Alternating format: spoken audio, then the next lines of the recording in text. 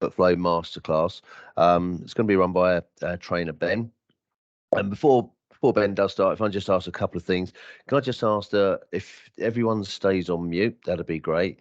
And also if you go for cameras off. So Susan's on there and Stephen. So if you just turn your cameras off, so when we record,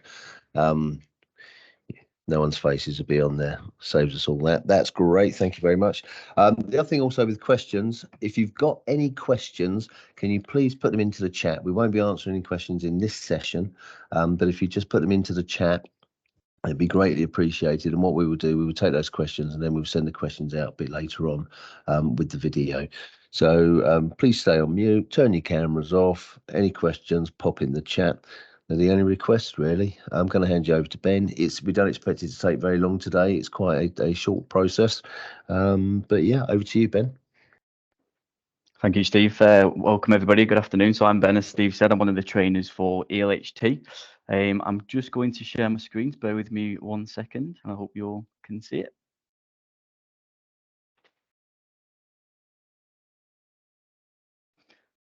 Brilliant. I'm hoping everybody can see my screen. So I'm going to go through the outpatient discharge side of things. So obviously, when you're seeing your patients in clinics, I'm going to show you how you can discharge your patient. I am in the training environment, by the way. So these are dummy clinics and dummy patients. So I'm in my clinic for today. I've seen this patient, and you can see the checked in. So as we know, you click into your patient name just here to access the patient record, and it's taken me straight here into the doctor's view. Can I just point out before we do go through this, on the top end pages or tabs, as some of you call it, can I just stress the importance of making sure you have got your outpatient end page here, and this is the page you do need to be on when you're completing your outpatient clinical narrative. If you haven't got this on your bar or your toolbar here, you can always click into the plus symbol, which is the add view, and the outpatient end page will be here. So you would simply just click on it, and it would put it at the top of your screen for you. So just remember to be in the outpatient end page. So you've already seen your patient in clinic. You would have obviously recorded the relevant clinical narrative with all these components on the left-hand side in the grey menu. I have pre-populated some of them. Now it all does depend on what clinic and what service you're currently in, on what you record. So there's a presenting complaints or issues been recorded here. There's history of presenting complaints or issues. Again, I've put some information in there. So you guys will be populating this as you're seeing your patient. Remember, you've got the problem list and you have got your search box here to add a problem. If there isn't a problem, like my patient, so there's no chronic problems, there is a button which does state no chronic problems. And as soon as you click on that, it populates it in here for you. So remember, go down the list of your components and fill in the relevant clinical narrative that you need to fill out. Now, I know some of you, depending on what service you're currently working in, you may discharge a patient, but you'll discharge them on the PIFU pathway. So for those who do that will know exactly what this is, the patient-initiated follow-up. So to do this, all you would do is just navigate to your new order entry in the components list. You've got your search option here. So if I was to click into here, and all you would type in is F/up for follow-up. Of course, you can see all the different services. We are obviously doing a demo, so I'm just going to pick derm as an example. So when I click into derm follow-up, you can see in your basket at the top here, top right, you've got a number 1 in green. I'm going to click into this, and you do see the follow-up in here. So we always go to modify details at this point because we do need to fill out some mandatory fields. So if I click modify details, you can see my order or my request is here. Now we know there's mandatory fields because of the blue circle and the white X. So if I click into derm follow-up, you can see just at the bottom of the screen, we've got our yellow mandatory fields and also the other fields as well, which we can fill out if we need to. So the first box, obviously, it's the priority. Again, it will differ depending on clinic and patient. So I'm just going to select routine for this example. You've got your RAG status. Again, if you need to fill this in, please do. I'm just going to select green for this. And then over to the right-hand side, you've got schedule within. So if I drop this down and you've got a list of different options, again, it's going to differ depending on the clinic and the patient. So if I just say 2 to 3 months, and then the type of follow-up here. So it does default to regular follow-up, but if you just drop this box down, you do get the PIFU options. So for myself today, I'm going to pick the PIFU discharge. And of course, you've got the requested end date time. So if you did need to put an end date time, please do in these fields here. Once I've completed this, I'm just going to go to the bottom right-hand side of the screen and I'm going to click on the sign button. So that's now gone through to the secretaries and the admins, and they'll see that on the workflow list to take the relevant action. What I'm now going to do is I'm going to finalize all of my clinical narrative into a letter. So at the bottom of the screen under create note, you can see here, select other note. So if I click into this one, over on the left-hand side, you've got the note type list filter. So if I just drop this down and I select all, what I'm going to show you is all of the types of letters that you can see within the trust. And it is just in this mandatory box here, the type. If I drop that down, you have got a list of all the different specialties here. So most of the letters are worded the same, apart from the specialty will be different at the beginning. So for example, if I was in a clinic, I'm discharging this patient, but I want this letter to go to the GP, what I would select is I would find my specialty. So I'm going to pick acute care as an example, and I'm looking for the GP letters. So it could be, gynecology GP letters, it could be dermatology, whichever specialty you are. So I'll click into the GP letters. And over here in the template section, all you would need to do is go over to your search bar at the right-hand side, and you're just typing in outpatient. And as you can see, as I'm typing, the system's already searching for whatever I'm typing in the box.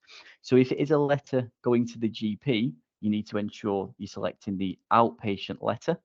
But if you're dictating on WinScribe system and you don't want this particular letter to go to the GP because the WinScribe letter will be going, what you can do instead is, if I go back to the type box, again, you'd find your specialty. Instead of selecting the GP letters, you're going to select consult note. Once I've done that, instead of selecting the outpatient letter template, you're going to select outpatient note. And all this is doing is just collating all the clinical narrative you've written in the patient record in all the components, and it's going to summarize it in one nice, easy document. So if I just show you a quick example, so I'm not going to send this letter to the GP because it's a consult note. If I now press OK, because I've selected my template type, you can see it pulls through all the information that I've recorded in the patient record. So you can, if you want to, make some changes here, make amendments by clicking into the white box areas and adding in, or correcting any grammar, whatever it might be that you need to change. Once you're happy with your document, all you would need to do is go to the bottom right-hand side where it says sign/submit.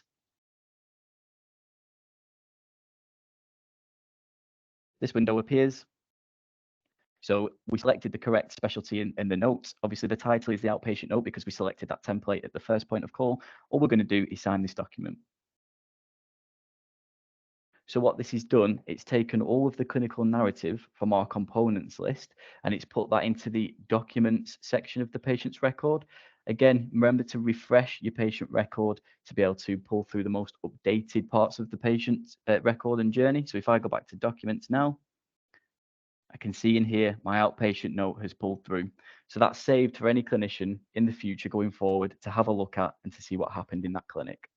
The final stage of discharge then, once you've done all these steps, is to go back to your clinic list, which is just at the home button at the top left of your toolbar. My patient is here, who I've just completed all the clinical narrative for and summarized it in that document. You can see they're obviously checked in. I need to click in the checked in button. You've got a list of different options here. We're after the checked out button because we need to check the patient out because we're discharging them. You will get this box appear. We have got a couple of mandatory fields we do need to complete. So you've got the date and the time that you're checking the patient out. Obviously, you can change this if you need to. In this first mandatory box here, the medical staff type, if I just drop this down, you can see you've got two options. So you as a clinician would pick the relevant one. So I'm going to say lead care professional. And then the operative status, if I drop this down, again, you've got not applicable or one or more operative procedures done. If there was an operative procedure done in clinic, you would obviously record this in the component list in the procedures this visit section. I'm going to say not applicable for this. And the only other tab you need to go into to record some details is the offer tab. So it's just to the right of general.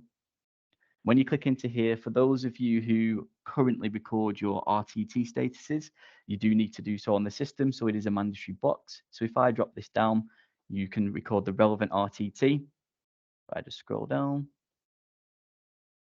And then this outcome attendance box. So again, this is really important. If I drop this down, this is what you're basically coding on the system. So because we are doing the discharge process, what we're going to select is the discharge from consultant's care. Once we've done that, we've filled out all of the mandatory boxes, we can now press OK.